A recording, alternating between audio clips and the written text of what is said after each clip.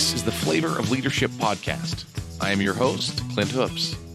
Together, we explore the unique blend of leadership wisdom that helps top leaders consistently achieve work goals, develop personally, and find fulfillment with family. Let's get started. This is episode number 36. This is the second part of our discussion on meetings. Last week, we began talking about meetings and the importance of meetings and about how much time we actually spend in meetings and about how important it is to make sure our meetings are engaging. We actually began to talk about the comparison between a great movie and a great meeting and how the engagement should be similar. We should begin to be invested in what's happening in the meeting, just like we are in a great movie. And that many of the same elements of a great movie are in a great meeting as well. We talked about conflict. We talked about, people being engaged within the discussion, just like they'd be engaged in a movie. Some of the ideas that were shared came from the book Death by Meeting, written by Patrick Lencioni. And today, we're actually going to continue that discussion and go into a little more detail about some of the different types of meetings that Patrick Lencioni recommends. Patrick Lencioni, he gave this quote. We ended our last podcast with this quote.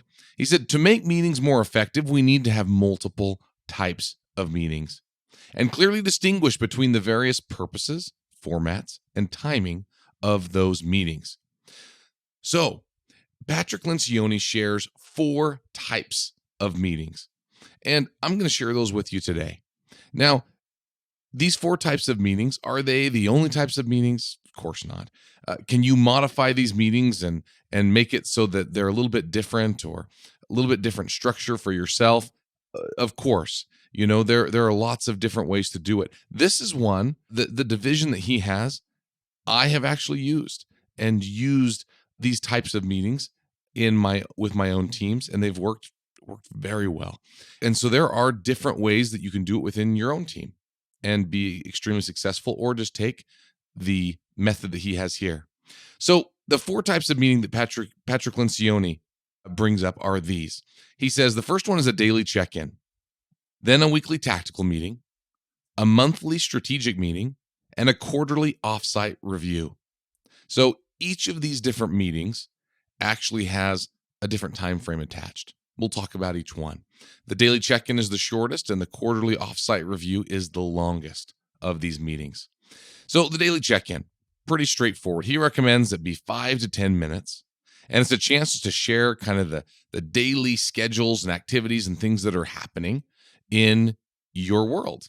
So with your team, hey, what's happening? Some teams I've been a part of in the past have called this a stand-up meeting, and sometimes you actually do stand up so that the meeting doesn't get long. It's just a quick check-in, no reason to sit down, get comfortable. We're just going to check in, make sure everybody's on the same page, and it's just going to be quick items that need to happen, quick coordination, and it's one of those meetings that you don't cancel, even if not everyone can make it, right? Whoever's there, you keep it going, right? So daily check-in meeting. I imagine most of organizations or most of the teams that you work with, you have some form of this meeting, right? It might not look exactly like that. It may not be first thing in the morning. It may be later in the day. But I find that most people have a meeting like this, most teams, and it's often first thing in the morning to make sure everybody's on the same page. The next one is the weekly tactical meeting. So this weekly tactical meeting is I think what a lot of people consider as a meeting. It's one of those things that's just the kind of get things done meeting. And so this meeting time, he recommends 45 to 90 minutes, right? And so he says that this is the meeting where you'll review a lot of the weekly activities and different things that are happening, metrics, and kind of resolve different obstacles that have gotten in your way on a weekly basis. He actually recommends not setting an agenda until after everyone is kind of reported at the beginning. So everyone's had a chance to say, hey, this is what's happening. These are the issues at hand. And then you can set the agenda at that time, determine what's most important, spend the most time on the items that are most important to the team. And so he also recommends that as strategic items come up in that meeting, that you postpone them. You write them down and you postpone them so that you can talk about any strategic items when you have a strategic meeting. So this is an important thing, making sure that you keep these meetings divided properly. Otherwise, you'll start losing people. You ever been in a meeting that way where we're in the weekly meeting, all of a sudden you're going off into some big strategy land, and maybe you and one other person are engaged in this topic and everybody else wasn't prepared for the discussion or isn't pertinent to the discussion. And so in the end, we lose people. They're not engaged in the process, and we lose them. And so another thing that he talks about, this is from the book. Patrick Lencioni says, during the weekly tactical, there are two overriding goals: resolution of issues and reinforcement of clarity. Obstacles need to be identified and removed, and everyone needs to be on the same page. So this is that chance where every week the whole team can get on the same page. The daily check-in meeting is kind of that daily, hey, make sure we're good. Another thing that we've talked about on the podcast in the past are manager one-on-one meetings, where you have a chance to have that one-on-one meeting with your manager or with someone on your team members. So maybe you're the leader and you're meeting with one of your managers, or maybe you're a manager and you have a team and you're meeting with each of your team members. And so that one-on-one meeting with each of them to make sure you're on the same page with their goals.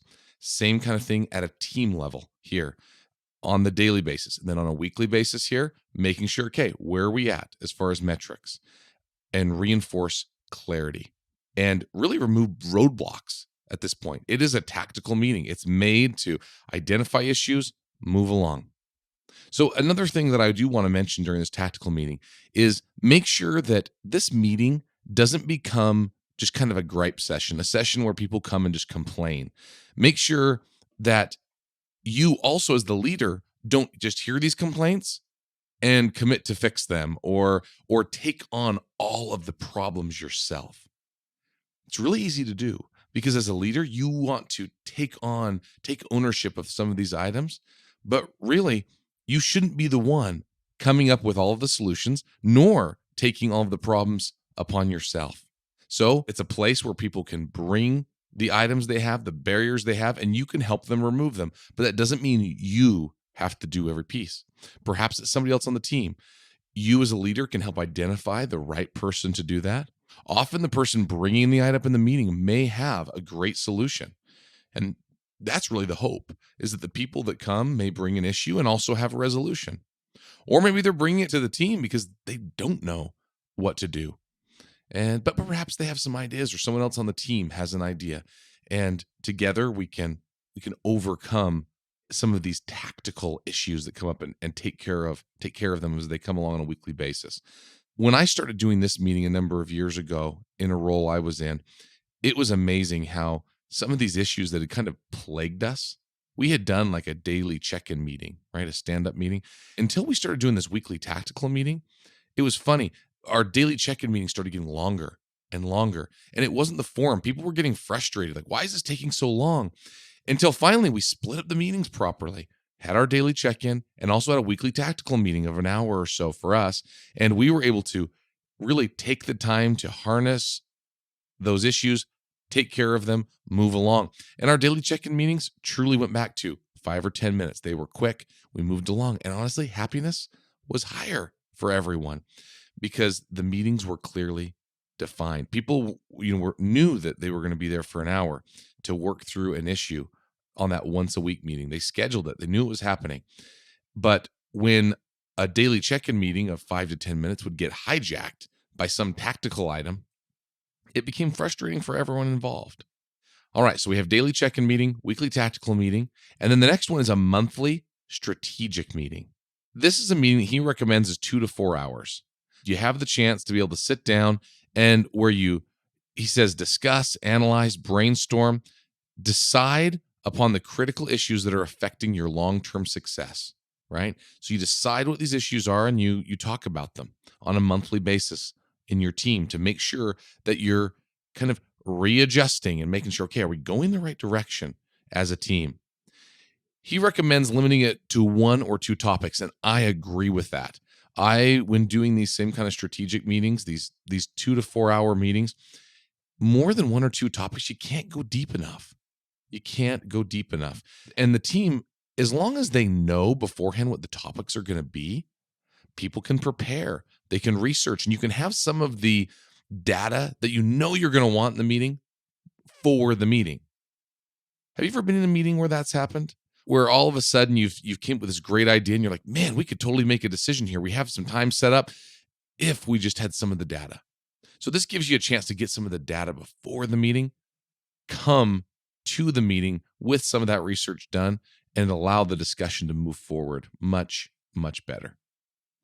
And so he talks about having good conflict in the strategic meeting to make sure that you don't start going down the wrong path. If people disagree, it's a great chance for people to disagree. We're talking about the whole strategy, the whole direction that you're going as a team or as an organization, depending on what group is meeting.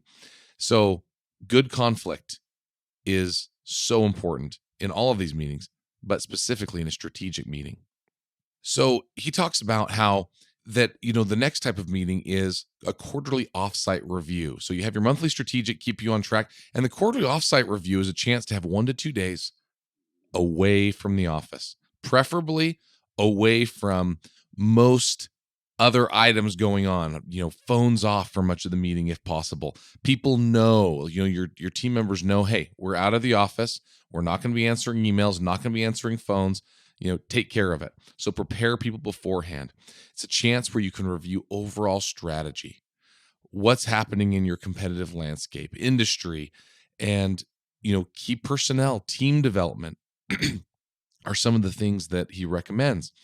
And so as you're going through on these quarterly offsite reviews, this is the chance to determine where you want to go, what you want to do, what things you look at. Look far out in advance. One thing you gotta be careful with too that he recommends as well is not to overstructure the schedule of these meetings. And I, once again, agree with this. You need enough structure that the expectation is clear of the types of items you're going to be speaking about, but you need to leave enough time open in your schedule for discussions to be able to expand and to be able to take the time you need to debate. I know sometimes when I create agendas for an offsite meeting, I'm actually creating one now for a meeting we have in a few weeks. And I try to be more careful. Instead of putting very specific times for the agenda, I will put approximate times. And everyone knows that if an item is important enough, we'll move everything else back. We'll try to talk about the more important things at the beginning, and we'll move it back because these strategy items are so important. Long-term strategy for what we're doing. So all of these meetings require good conflict, good debate amongst the team members. And if you don't, the meetings won't be effective. That's why having the meetings defined to the type of meeting truly becomes even more important. So people know the time that's available and they know their places. They're working through this. So Patrick Lencioni talks about a few things. He says, you have to have a passionate, unfiltered, messy, provocative discussion that ends when the leader of the team decides all the information has been aired. At that point, if no one has made a compelling enough argument for making a decision, the leader breaks the tie, right? So this is the chance where, in the end, the leader will make the decision, right? Hopefully the group has been able to make the decision together to where it's clear, but not every decision will be that way. There are times where the leader is going to have to break that tie, and there's no way around it. The important thing is that the leader hears the arguments and people feel heard, not just kind of feel heard like they were heard, but truly know inside that, hey, I gave it my all. I expressed my opinion as best I can, and I trust our leader to make the best decision possible. And that's hard. That's hard when you're very passionate about your decision.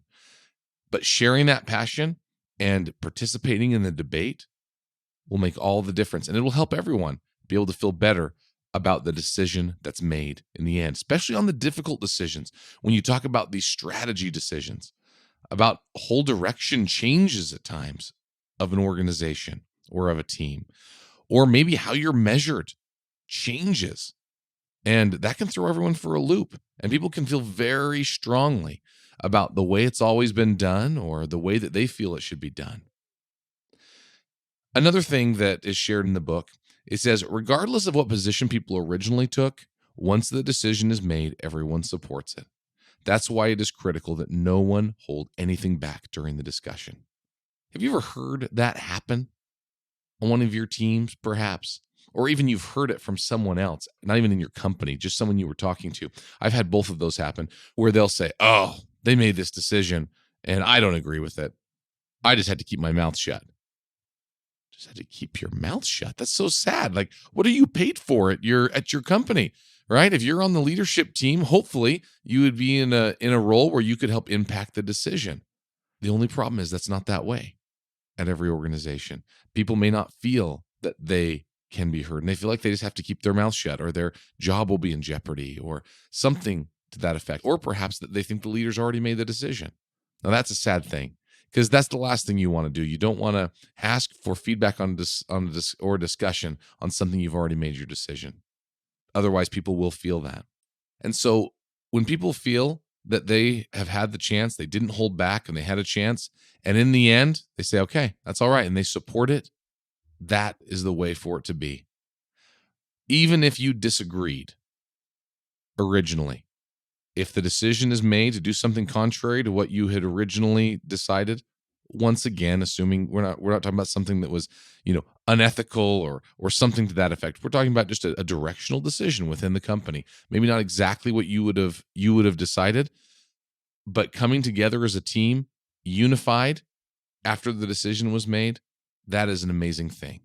That's how you know your team is able to function well. You can debate and have conflict, healthy conflict, but in the end, come together and be unified on a decision.